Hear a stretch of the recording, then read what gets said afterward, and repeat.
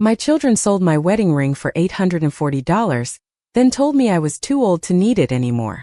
I remember the number because Madison said it like she was reading the price of a used lawnmower, not the value of 45 years of marriage. $840. That was what Robert's promise had become in their hands. I had been looking for the ring that afternoon because Sunday would have been our anniversary. The 46th, if he had lived long enough to sit across from me at the kitchen table and complain that I had put too much cinnamon in the apple pie, even though he always ate 2 slices. The ring was not on my finger anymore because arthritis had made my knuckle swell over the winter, and the doctor told me to keep it in a safe place until the swelling went down. So I had wrapped it in a square of white cotton, tucked it inside the little blue velvet box from Cleveland Jewelers, and placed it in the top drawer of my dresser beneath Robert's handkerchiefs. That drawer still smelled faintly of cedar and aftershave. I opened it slowly, the way you open a room where someone used to sleep. The handkerchiefs were there. The old watch Robert stopped wearing after retirement was there. The birthday card he gave me when I turned 60 was there. The one where he had written, "Ellie, you are still the first good thing that ever happened to me." But the blue velvet box was gone. First I thought I had moved it. That is what you tell yourself at 68 when something precious disappears. You blame your memory before you blame your family. I checked the jewelry tray, the nightstand, the bathroom cabinet, the small fireproof box in the hall closet. I even looked inside the pockets of my church coat, though I knew perfectly well I would never have carried that ring around like loose change. By 6 o'clock, Daniel and Madison arrived for dinner with Claire behind them, carrying a store-bought salad still in its plastic container. My son kissed my cheek without really touching me. Claire set the salad on the counter and started scrolling through her phone. Madison walked in wearing cream-colored slacks and that polished smile she used whenever she had already won an argument in her head. I waited until we were seated. The pot roast sat between us untouched. The candles flickered in the middle of the table, making shadows move across their faces. I folded my hands in my lap so they would not see my fingers trembling. "Has anyone seen my wedding ring?" I asked. Daniel looked down at his plate. Claire stopped moving her fork. Madison reached for her water glass and took one careful sip. That was when I knew. Not when they confessed. Not when Madison finally set down the glass and said, "Eleanor, we were going to tell you." I knew in the silence before the words. A mother knows the shape of guilt on her child's face. Daniel cleared his throat and said they had needed money for a few expenses. Claire said it was only sitting in a drawer. Madison said Robert was gone now, and keeping old things did not bring people back. I looked at my son, waiting for him to correct her. He did not. He only said, "Mom, it was appraised at $840. It wasn't like it was some fortune." I looked down at my bare hand. There was still a pale circle where the ring had rested for most of my adult life, a quiet little moon around my finger. I did not cry. I did not raise my voice. I simply asked, "Which jeweler?" Madison blinked.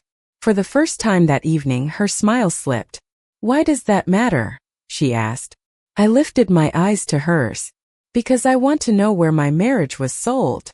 Madison did not answer me right away. She looked at Daniel first, then at Claire, as if one of them might rescue her from the question. But no one moved. The dining room seemed to shrink around us, the wallpaper, the china cabinet, the old oak table Robert had refinished with his own hands one summer when Daniel was still small enough to crawl underneath it with toy trucks. I could hear the refrigerator humming in the kitchen. I could hear the little tick of the mantel clock in the living room. I could hear my own breathing, steady and slow, while the 3 people across from me sat as if I had asked something unreasonable. "Cleveland Jewelers, Daniel," finally said. His voice was low. "The one near the shopping plaza on Westbrook Avenue." Of course it was Cleveland Jewelers. The same store where Robert had bought the ring in 1979, back when it was a narrow storefront between a bakery and a dry cleaner, before the whole plaza was remodeled and filled with chain restaurants. I stared at Daniel for a moment, trying to understand how my son could walk into that place and hand over the one thing his father had saved for, worked overtime for, and placed on my finger in front of a church full of folding chairs and borrowed flowers. "You sold it back to the same jeweler," I said quietly. Claire shifted in her seat. "Mom, it is not like that." Madison checked around. "They offered the best price." "The best price?" Those 3 words landed harder than any insult could have. Robert had been 23 when he bought that ring. He was working 12-hour shifts at the machine shop outside Cleveland, coming home with metal dust in the creases of his hands and exhaustion sitting deep in his shoulders. I had wanted a simple courthouse wedding because money was tight, but Robert insisted on a church, a cake, and a ring that would not turn my finger green. He used to joke that the diamond was small enough to lose in a bowl of sugar, but he had chosen it himself under bright glass lights, with his whole future folded into his wallet. On our wedding day, his hand shook when he slid it onto my finger. Mine did too. We had no honeymoon, only 2 nights at a motel near Lake Erie, where the wind rattled the window and Robert kept apologizing that he could not give me more. I remember touching that ring and telling him he had already given me everything. For 45 years, it followed me through mortgage payments, hospital waiting rooms, school plays, snowstorms, birthday cakes, and the quiet mornings after arguments when Robert would pour me coffee without saying anything, his way of making peace. It was there when Daniel was born. It was there when Claire learned to ride a bicycle in the driveway. It was there when Robert got his diagnosis and reached for my hand before he reached for the doctor's folder. And it was there the night he passed, when I sat beside him and felt his thumb brush over it one last time. As long as you wear this, he had told me once, you are never alone. Madison broke the silence with a sigh that was meant to sound patient. Eleanor, I understand it had sentimental value, but sentiment does not pay bills. I looked at her carefully. Her nails were done in a pale pink shine. Her bracelet caught the candlelight every time she moved her wrist. Whose bills? I asked. Daniel rubbed his forehead. Claire looked away. Madison's mouth tightened. Family bills, she said. Things have been complicated. Complicated. That was the word people used when they wanted to make selfishness sound like weather. I nodded once, not because I agreed, but because I had learned that silence makes careless people keep talking. Madison did. She told me the ring was safer converted into money. She told me I had too many old things. She told me Robert would not have wanted me clinging to objects. That was when I folded my napkin, placed it beside my untouched plate, and stood. My knees ached, but I did not let myself lean on the table. Robert knew exactly what that ring meant, I said. And tomorrow morning, I am going to find out what you signed when you sold it. Daniel finally looked up then. For 1 second I saw the boy he used to be, frightened after breaking a window with a baseball, hoping I would not ask the next question. But I did ask it. I looked at all 3 of them and said, "Did you tell that jeweler I gave you permission?" No one answered. That was enough. The house felt different after they left, not empty exactly, but exposed, as if someone had opened every drawer and read every private letter I had ever kept. Daniel was the last to walk out. He paused by the front door with his hand on the knob, his shoulders rounded under the porch light. For a moment I thought he might turn back. I thought he might say he was sorry without Claire clearing her throat or Madison arranging the words for him.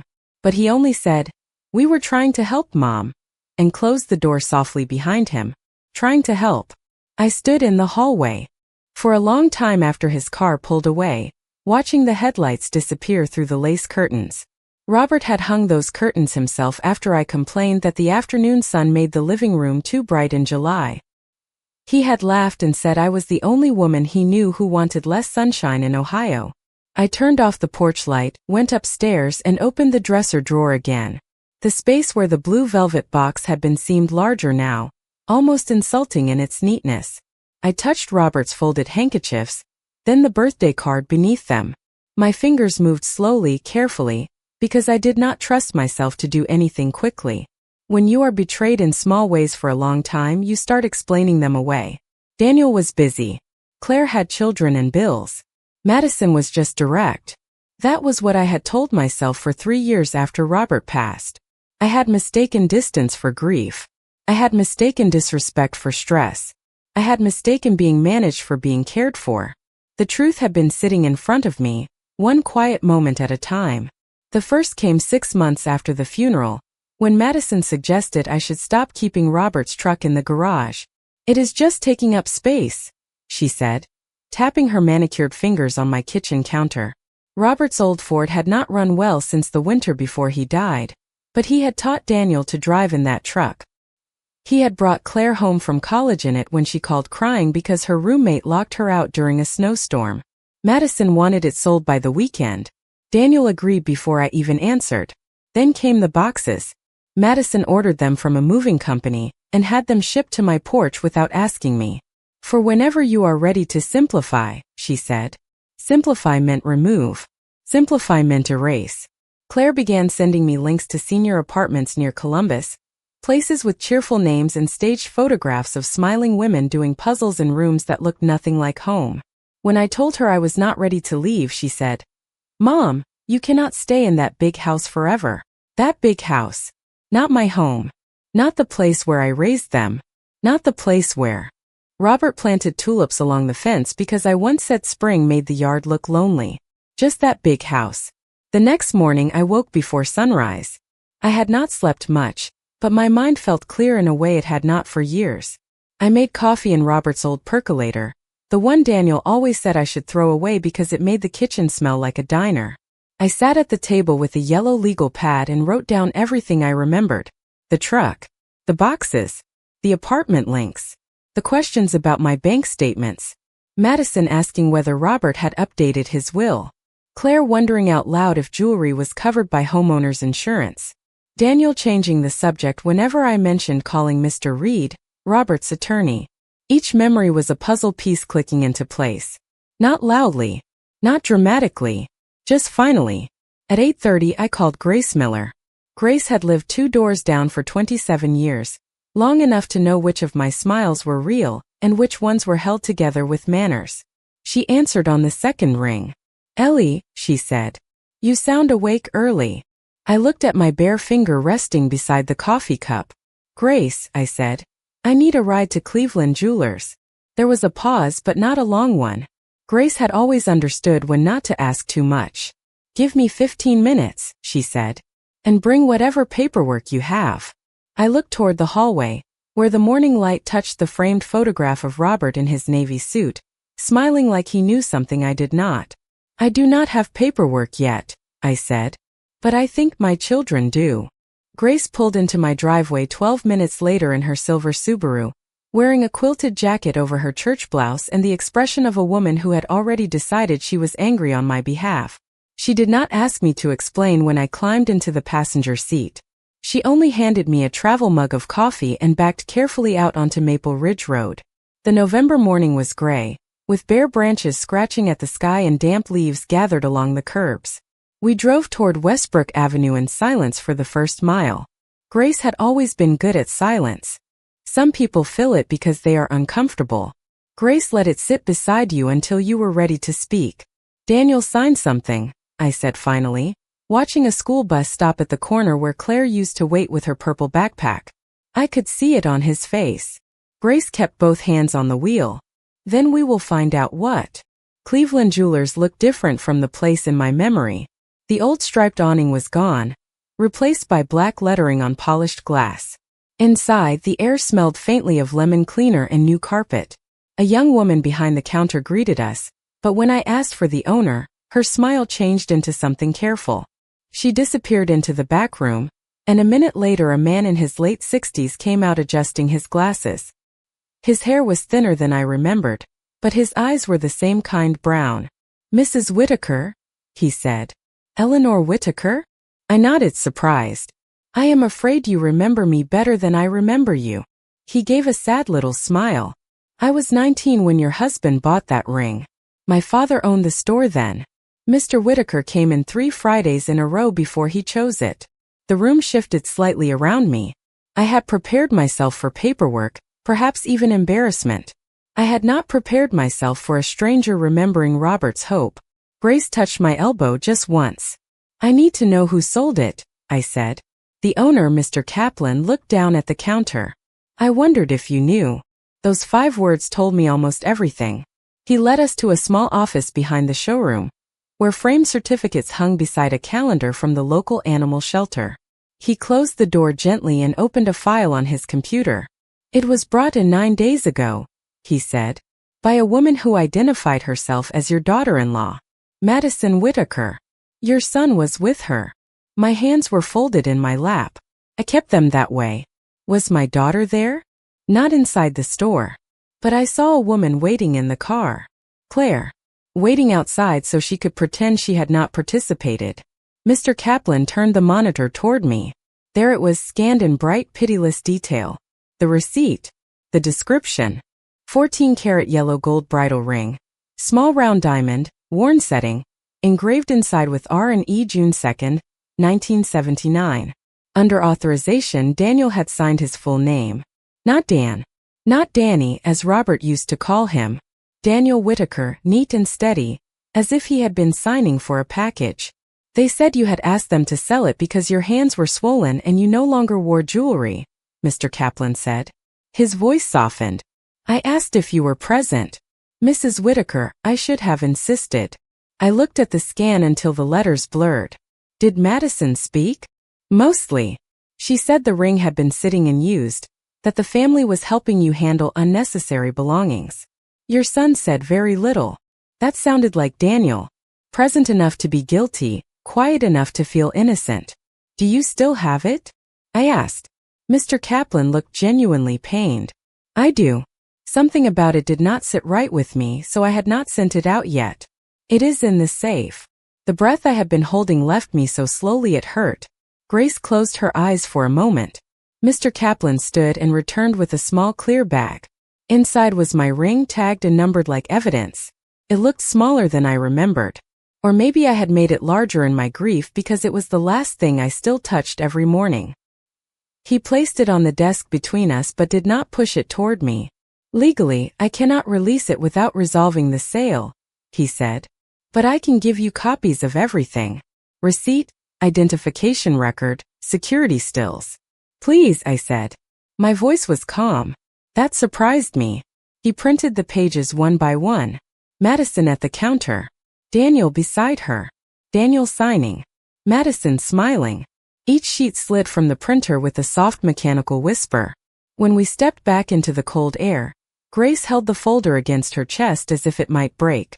I looked across the parking lot at the traffic moving along Westbrook Avenue. Ordinary people going to grocery stores and dentist appointments, while my life quietly rearranged itself. What now? Grace asked. I opened my purse and took out the old business card I had carried since Robert's funeral. Thomas Reed, attorney at law. The edges were worn soft. Now, I said, we call the man Robert trusted. Mr. Reed answered his own office phone, which surprised me. Attorneys in small Ohio towns often have receptionists who know every family by name and every secret by tone, but Thomas Reed had always preferred doing certain things himself. His voice was older than I remembered, thinner around the edges, but when I said my name, the silence on his end changed. Eleanor, he said carefully, is everything all right? I looked at the folder on Grace's kitchen table. She had insisted I come inside before making the call, then set a plate of buttered toast in front of me that I had not touched. The printed security images lay beside my coffee. Madison smiling. Daniel signing. My ring trapped in a clear plastic bag. No, I said. I do not think it is. I told him only the facts. Not how my hand felt naked. Not how Daniel's signature had made something inside me go still. Not how I could still hear Madison saying sentiment did not pay bills. Mr. Reed listened without interrupting. That was one reason Robert had trusted him. He did not rush grief. He waited until it had finished arranging itself into words.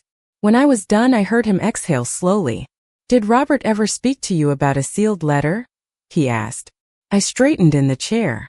Grace looked up from the sink. A letter. Yes, he said. He left instructions with my office. I was not to mention it unless one of three things happened. My fingers closed around the edge of the table. What three things? Mr. Reed's voice became formal, almost careful enough to hurt. If you were pressured to leave your home against your wishes. If any personal property of significant emotional value was taken or sold without your consent. Or if your children attempted to influence you financially while misrepresenting Robert's estate. The kitchen around me seemed to fade, leaving only the sound of the old wall clock above Grace's pantry door. Robert had known. Not all of it perhaps, not the exact shape of Madison's smile or Daniel's silence, but enough. Enough to prepare for a day I had spent years refusing to. Imagine. Why would he do that? I asked, though the answer was already opening slowly in my chest. Mr. Reed's voice softened. Because he loved you. And because he was worried. I closed my eyes. Robert had been worried during those last months, but I thought he was worried about leaving me alone, about medical bills, about whether the furnace would last another winter. I remembered him calling Mr. Reed from the den while I made soup in the kitchen. When I asked about it, he said he was just making sure things were tidy. Robert liked tidy. Garage shelves labeled by size. Tax records clipped by year. Spare keys hanging in perfect order near the back door. I never asked more because sick people deserve some privacy, and because I believed our children would protect what he could not. May I come in today? I asked. Yes, Mr. Reed said. Bring the documents from the jeweler. And Eleanor, do not discuss this with Daniel, Claire, or Madison yet. I looked at Madison's face frozen in black and white on the page. I was not planning to. Grace drove me to Mr. Reed's office just after noon. It sat above a pharmacy on Main Street, with narrow stairs that smelled faintly of dust and winter coats. His assistant, Mrs. Bell, recognized me immediately and took my hand in both of hers, but she did not ask questions. People who work around wills and estates learn that questions can bruise. Mr. Reed met us in a conference room with a long walnut table and a view of the courthouse lawn. He had Robert's file already open. Beside it lay a cream-colored envelope sealed with blue wax. My name was written across the front in Robert's handwriting. Eleanor June Whitaker. Not Ellie. Not sweetheart. My full name the way he wrote it on important things. Before we open it, Mr. Reed said, placing his reading glasses on the table, you need to understand that Robert made several changes after his diagnosis.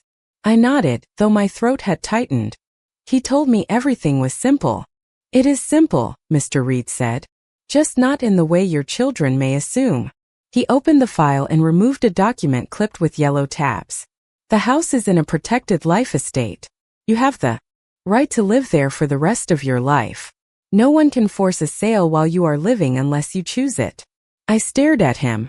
Madison's moving boxes. Claire's apartment links. Daniel's quiet suggestions about maintenance. All of it suddenly looked different under legal light. And the accounts? I asked. Structured for your care first, he said. Robert was very clear. Your comfort, housing, medical needs, transportation, and personal independence come before any inheritance. Grace made a small sound beside me, something between relief and anger. Mr. Reed picked up the envelope. The letter is separate, personal but tied to a clause in the trust. My hand moved to the pale circle on my finger. What clause? He looked at me then, not as an attorney, but as a man who wished the world had been kinder. A conduct clause. Robert called it his final measure of character. I almost smiled because that sounded like him. Plain words. Heavy meaning. He specifically named your wedding ring, Mr. Reed continued. He said if anyone tried to take it from you, sell it, or use it as proof that you were no longer capable of making decisions, the letter was to be read with all involved parties present. The room went very quiet. I looked at the sealed envelope, at Robert's careful handwriting, at the blue wax still holding his last private warning closed. For the first time since I had opened that empty drawer, I felt something stronger than sorrow. Not anger. Not yet. Something colder and steadier. Then we should invite them, I said. By the time Grace drove me home from Mr. Reed's office, the afternoon light had turned thin and silver, the kind of light that made every familiar thing look slightly older. My house stood at the end of the driveway with its white trim, its tired gutters, and the maple tree Robert planted the year Claire started kindergarten. For the first time in weeks, I did not see it as a place I might lose. I saw it as a place Robert had protected when I had been too trusting to protect it myself. Grace wanted to come inside, but I told her I needed an hour alone. She studied my face through the open car window, then nodded. Call me before they arrive, she said. I mean it, Ellie. Promised I would. Inside, the house was quiet, but not empty the way it had felt the night before. The folder from Cleveland Jewelers rested under my arm. Mr. Reed had kept Robert's sealed letter in his possession, but he had given me copies of the trust summary and the receipt records. I placed them on the dining room table, exactly where the pot roast had sat while my children explained why my marriage was worth less than a month of Madison's salon appointments. Then I went upstairs and opened the closet in Robert's den. The room still held his old plaid shirts, his fishing license from 2 summers before he died, and the wooden box where he kept spare batteries, stamps, and rubber bands sorted by size. Robert believed a household worked better when small things had a place. I used to tease him about it. Now I understood that his orderliness had been a form of love. On the desk, I found the address book he kept even after everyone else moved their lives into phones. Daniel's number was written in blue ink. Claire's in black. Next to both, Robert had added birthdays, anniversaries, even the names of their first pets, as if one day I might need reminders of the children I had carried in my heart without effort. I called Daniel first. He answered on the 4th ring. "Mom." His voice was cautious. Madison was probably nearby. "I am having a family meeting tomorrow at 2 o'clock, I said. "Mr. Reed will be here." There was a pause. "Your attorney?" "Your father's attorney." The distinction mattered. I heard muffled movement. Then Daniel lowered his voice. "What is this about?" I looked at the framed photograph on Robert's desk, the one from our 40th anniversary, both of us laughing because the wind had nearly blown out the candles on the backyard cake. "Your father left something that needs to be read." Daniel did not answer right away. "Is this about the ring?" he asked finally. "It is about several things." His breathing changed. "Mom, Madison thinks maybe we should all sit down and talk before you involve legal people." I almost smiled. Legal people were only frightening to those who had relied on confusion. 2 o'clock, I said. "Please tell Madison she is expected to attend." Claire was next. She sounded annoyed before I finished the first sentence. "Mom, I have a showing tomorrow afternoon. Can this wait?" Claire had become a real estate agent 2 years earlier and now spoke about every home as if it were an opportunity, including mine. "No," I said. "It cannot." "Is Daniel coming?" "Yes." Another pause. "Is Madison?" "Yes." Claire sighed. "Fine. But I hope this is not going to be some big emotional thing. Everyone is already stressed." I looked at my bare finger. "So am I." After I hung up, I stood in the den for a while, letting the quiet settle. Then I did something I had not done since Robert's funeral. I opened the bottom drawer of his desk and took out the navy dress he had loved on me, still sealed in the dry cleaner's bag from the last anniversary dinner we had managed before his illness kept us home. I hung it on the bedroom door. The next morning I cleaned the house slowly. Not because Madison deserved polished floors or Claire deserved fresh coffee, but because I did. I dusted the mantel, wiped the kitchen counters, and set 5 chairs around the dining room table. Not 6. Grace would come later if I needed her, but this first part belonged to family. At 1:30, Madison's white SUV pulled into the driveway. Daniel stepped out first, wearing the strained look of a man walking into a room where the truth already knew his name. Madison followed in a camel coat, carrying a leather folder. Claire arrived 5 minutes later with her phone in one hand and impatience written across her face. Madison smiled when she saw the table. "Good," she said. "I brought some information too. There are a few senior communities we really should discuss, Eleanor." She placed her folder on my table like a winning card. Daniel would not meet my eyes. Claire sat down and crossed her legs. I poured coffee without offering cream. At exactly 2 o'clock, Mr. Reed rang the doorbell. When I opened it, he stood on the porch in his dark overcoat, holding Robert's sealed envelope in both hands. Behind me, Madison's chair scraped softly against the floor. For once, she did not speak. Mr. Reed entered the dining room without ceremony, the way he had entered hospital rooms, funeral homes, and courthouse offices for half his life. He greeted Daniel, Claire, and Madison by name, then placed his briefcase on the empty chair beside him. The sealed envelope stayed in his hand. Madison's eyes followed it the way a person watches a storm cloud move over a picnic. "Thomas," she said, forcing warmth into her voice, "I wish Eleanor had told us this was a legal meeting. We would have prepared." Mr. Reed removed his glasses from his coat pocket and looked at her over the frames. "This is not a legal meeting, Mrs. Whitaker. This is a family meeting with legal consequences." Claire frowned. Daniel swallowed.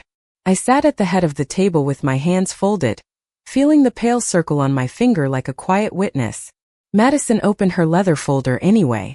Before we get into whatever this is, I think we should address Eleanor's living situation. We have all been concerned. The house is too much for her. The stairs alone are a risk. Daniel and I have researched several communities with meal service, transportation, and social activities. She slid a glossy brochure across the table. On the cover, a white-haired woman smiled beside a fake fireplace. I did not touch it. And the house? Mr. Reed asked. Madison blinked, then recovered. Eventually it would make sense to sell. The market is strong. It would free up resources. For whom? He asked. That was the first time Daniel looked directly at him. Madison's smile tightened. For Eleanor, of course. Mr. Reed opened his briefcase and took out a thin stack of documents. Mrs. Whitaker's home is protected under a life estate established by Robert Whitaker before his death.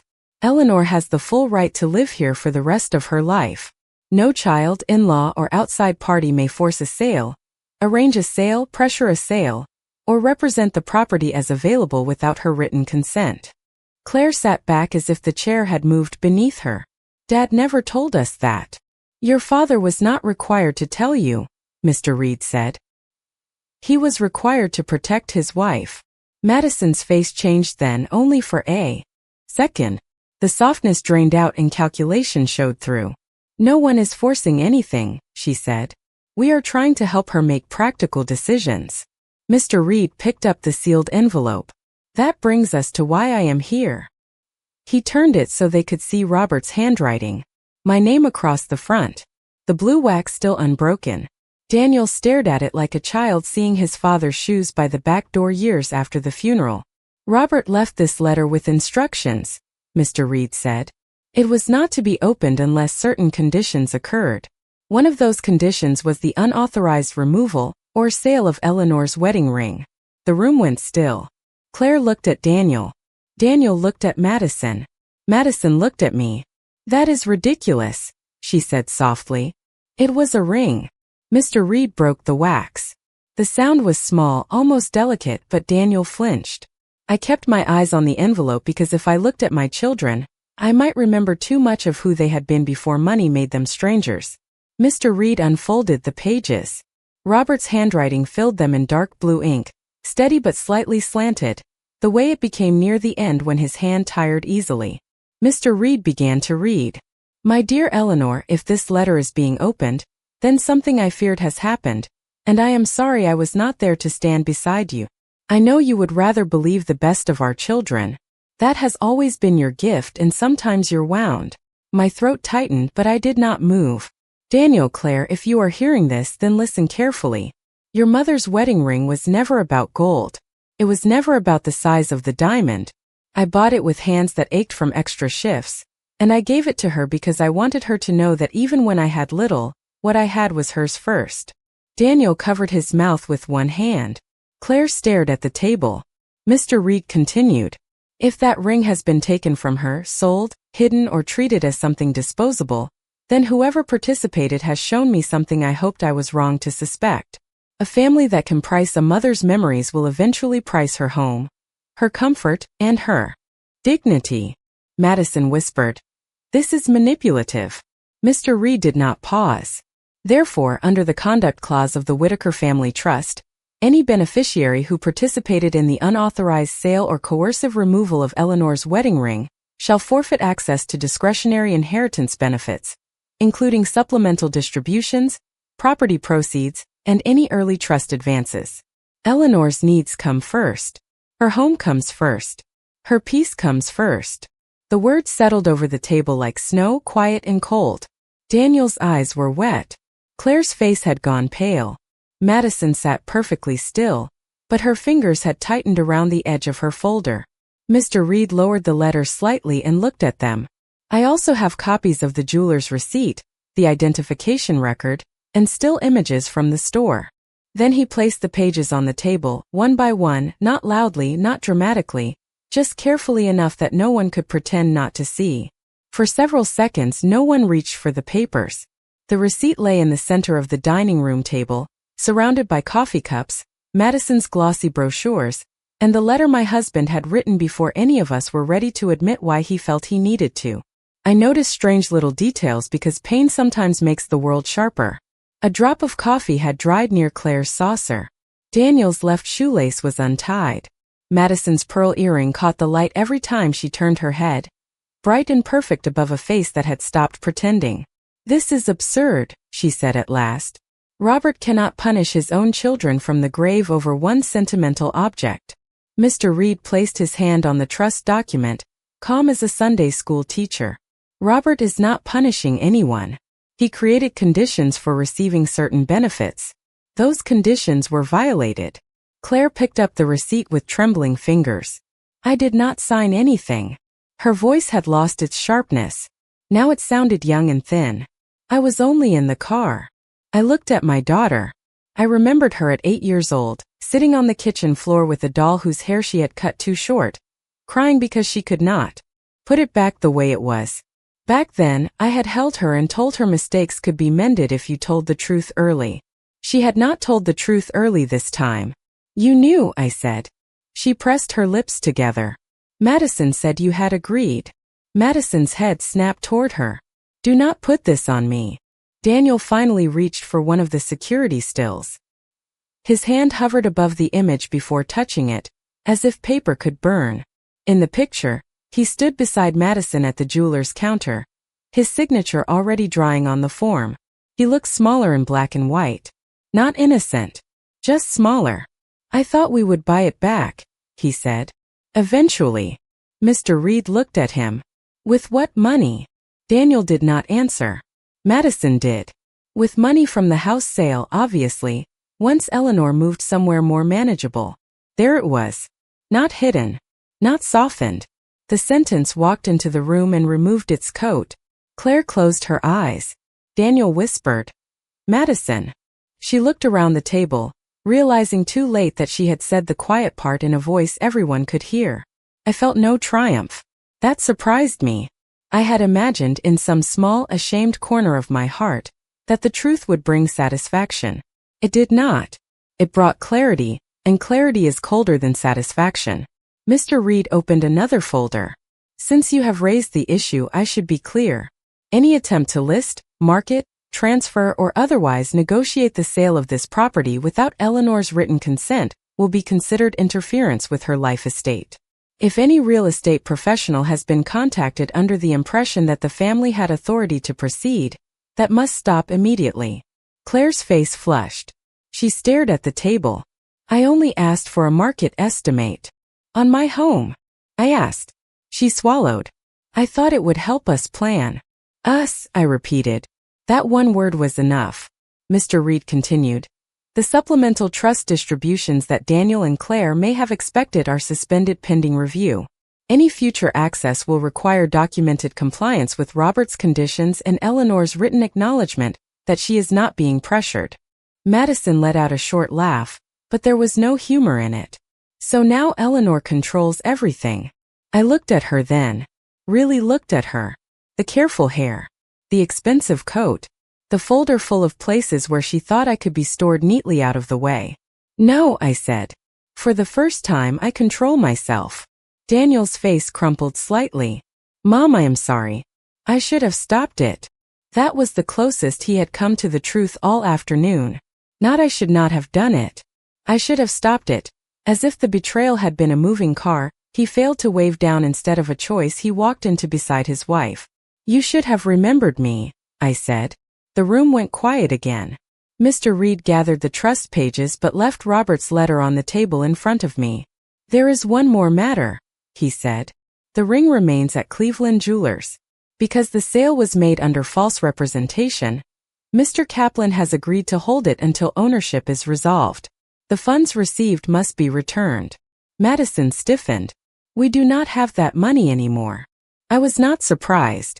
$840 had vanished faster than 45 years of memory. Claire covered her face with one hand. Daniel stared at Madison. "Where did it go?" he asked. Madison's silence answered before she did. "Bills," she said finally. Mr. Reed closed his briefcase. "Then you will find a way to repay it." I looked at the brochure Madison had brought, The smiling woman by the fake fireplace, the promise of activities and transportation and a life reduced to convenience. I slid it back across the table toward her. You brought this for me, I said. But you may need it more than I do. It teaches people how to live with less. Madison left first. She did not slam the door. People like Madison rarely give you the satisfaction of honest noise. She gathered her leather folder, smoothed the front of her camel coat, and walked out with her chin lifted, as if dignity could be performed after the truth had already undressed her. Claire followed a few minutes later, crying softly, but not the way a person cries when she understands the wound she caused. She cried like someone watching a door close on money she had already spent in her mind. Daniel stayed behind. He stood near the dining room window with his hands in his pockets, staring at the maple tree his father had planted. For a moment, I let myself see him as he had been at 7 years old, running through that same yard with grass stains on his jeans and Robert laughing behind him. Memory is cruel that way. It keeps bringing you the child when you are trying to face the man. Mom, he said, his voice rough. I did not know Dad had done all that. I folded Robert's letter along its original creases. That is because your father protected me quietly. Daniel turned toward me. His eyes were red. I messed up. I looked at the receipt still lying on the table. Yes, I said. You did. He waited, perhaps for me to soften the words, to do what mothers are trained to do and wrap consequences in comfort. I had done that for decades. I had softened late calls, forgotten birthdays, careless remarks, borrowed money that never came back, and Madison's little cuts dressed up as concern. But there comes a day when forgiveness offered too quickly becomes permission. Can I fix it? He asked. I touched the pale circle on my finger. You can start by returning what you took. Not just the money. The honesty. He nodded, but I could see he wanted a smaller assignment. Money would have been easier. A receipt could be paid. A mother's trust had to be rebuilt in inches, and some inches take years.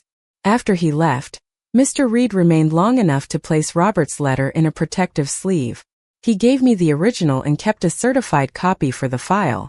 Eleanor, he said at the door, Robert believed you were stronger than you thought. I looked past him at the quiet street, at the bare trees, at the house that was still mine.